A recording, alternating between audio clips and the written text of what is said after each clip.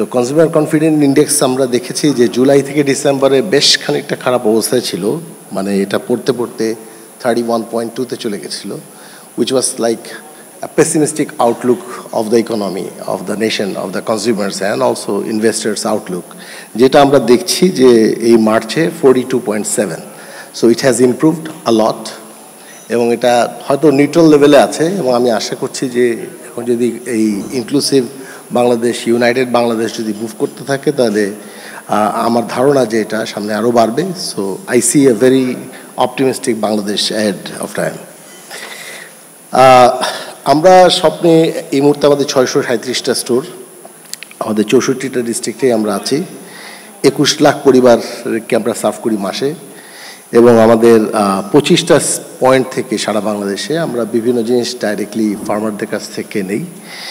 তার মধ্যে সবজি আমরা প্রায় 54.5% সবজি আমরা সরাসরি কৃষকের কাছ থেকে নেই, 28.2% মাছ আমরা কৃষকদের কাছ থেকে নেই।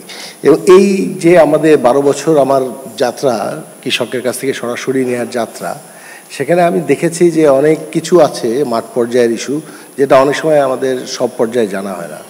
সো ভ্যালু চেইনের টোটাল অটোমেশন, ভ্যালু চেইনের ট্রান্সপারেন্সি এবং ইনফরমেশন কালেকশন, এইটা খুব ইম্পর্ট্যান্ট আমার কাছে মনে হচ্ছে। রিয়েল টাইম অনলাইন যদি একটা আমাদের ফুড তৈরি হয়, মানে ডেটাবেস যেটা সবাই অ্যাক্সেস নিতে পারে, that could be very interesting. এবং এটার জন্য মডার্ন ট্রেডকে অবশ্যই প্রমোট করতে হবে। এই মুহূর্তে মডার্ন ট্রেডের কন্ট্রিবিউশন 2%, এবং আমার মনে হয় আমাদের পার্শ্ববর্তী দেশে যেহেতু 9 থেকে 10%, we should have a target যে 5 বছরের মধ্যে কী কী পলিসি ইন্টারভেনশন দিয়ে এটা আমরা করতে পারি। আচ্ছা, আমি স্পেসিফিক কিছু কথায় চলে যাব এরপরে, যেহেতু বাণিজ্য উপদেষ্টা গতবার একটা সেশনে আমাকে বলেছিলেন he likes to it meet not carrots, so আমি তারপর থেকে একটু ভাবলাম যে স্পেসিফিক কথাবার্তাতেই এই সেশনে যাই।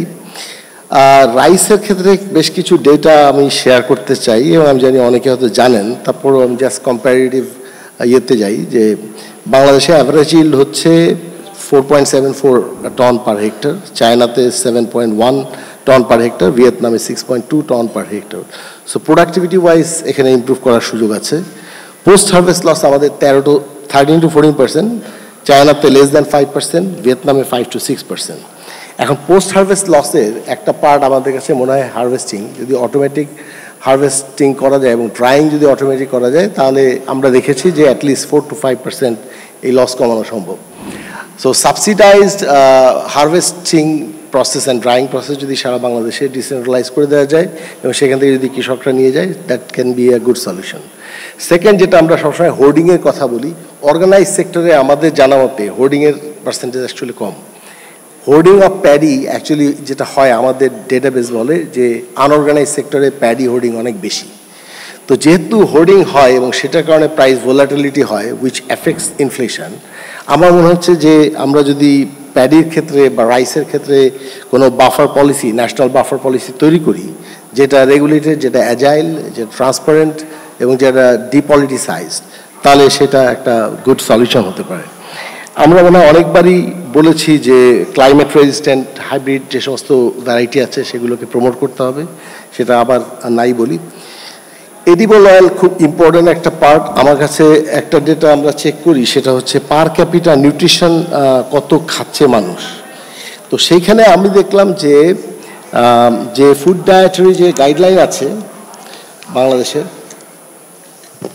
আমাদের যে, দয়া করে কেউ একটু উচ্চ স্বরে কথা বলছেন, দয়া করে কথা বলবেন না। হ্যাঁ, আচ্ছা, ফুড বেস ডায়েটারি গাইডলাইনে আমি যেটা দেখলাম যে আমাদের ইনটেক হচ্ছে 30.9 গ্রাম পার ডে পার ক্যাপিটা, থাকার কথা 30। সো আমরা এডিবল অয়েল অনেক বেশি কনজিউম করি।